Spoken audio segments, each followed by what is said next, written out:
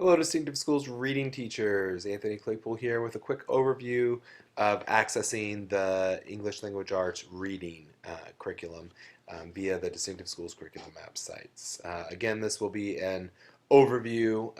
We'll go into more detail about cognitive planning in reading in a different video.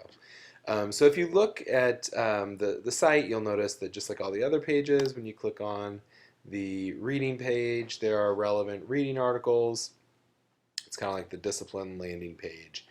So if you want to talk about different reading articles, or if you have something you'd like to share, send it over to one of the curriculum team members and we'll look about getting it set up on the page. Of course, you don't have to go through there. You can always go straight to your grade. As with the other content areas, you can interact with your peers in the Google group, or you can go straight to the block of instruction. In your block of instruction, it'll look very, very familiar. We'll start with the number of days and the month and block. The 2.0 version of the site will have all of the common formative assessments and answer keys. I'll reiterate, these are for planning purposes only.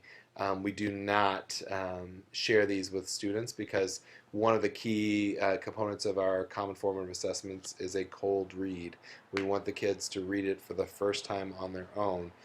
In this particular case, in first grade, since they're going to be taking paper and pencil and teachers are reading it aloud, the kids won't have a cold read themselves, but it's a cold listen, I guess, if you would. You can see this, the different domains that we cover, all the standards that are covered in the block. Unlike with math, those all appear at the front because sometimes we don't see a real direct one-to-one correspondence with some of the standards. Some of them it's pretty clear, but others it's a little bit of multitasking from the different standards based on our substandards. So we go ahead and just put all the standards at the front and then break down the content below. You'll see, as with all the other groups, it's divided into, or all the other curriculum, it's divided into substandards, skills, resources, and strategies. Those three columns kind of help you figure out what you're doing. The substandards serve as like the content titles, so you can kind of figure out what these standards relate to.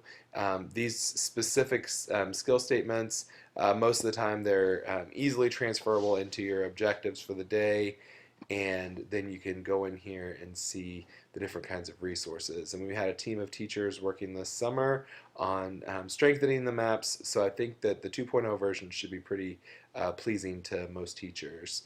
Got a lot of videos and interactive read aloud texts, and we've incorporated some suggested thinking maps on here.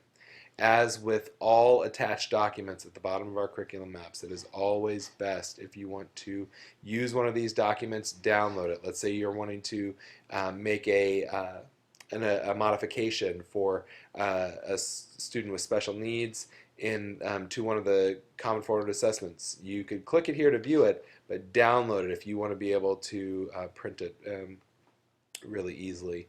On that note as well, one notable change from the 2013-14 school year is that we will not be providing sample calendars in reading.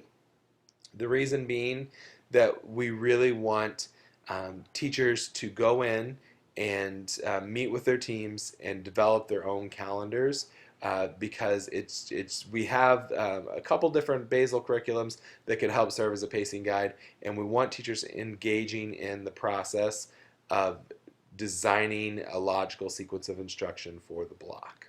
Okay.